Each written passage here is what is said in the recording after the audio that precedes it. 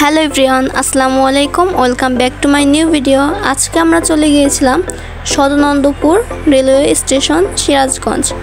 এই যে সামনেই হচ্ছে স্টেশন। এখানে অনেক লোকজন ছিল যারা ট্রেনের অপেক্ষা করছিল, ট্রেন কখন আসবে। আমরা যখন যাই তখন এখানে একটা ট্রেন থেমেছিল। এই ট্রেনটা রেলওয়ে স্টেশনে এসে 5 মিনিট থেমেছিল। 5 মিনিট পর আবার চলতে শুরু করে। আমরা যখন যাই তখন চলতে শুরু করে। আর স্টেশনটা অনেক বড়, রেলওয়ে স্টেশনটা, অনেক লোকজন ছিল এখানে।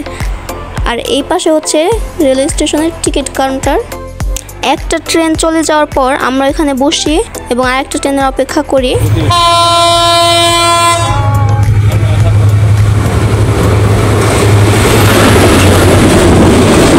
এরপর একটা ট্রেন চলে যাওয়ার পর 15 মিনিট পর আরেকটা ট্রেন আসে এবং এটা রেলওয়ে স্টেশনে থামে না।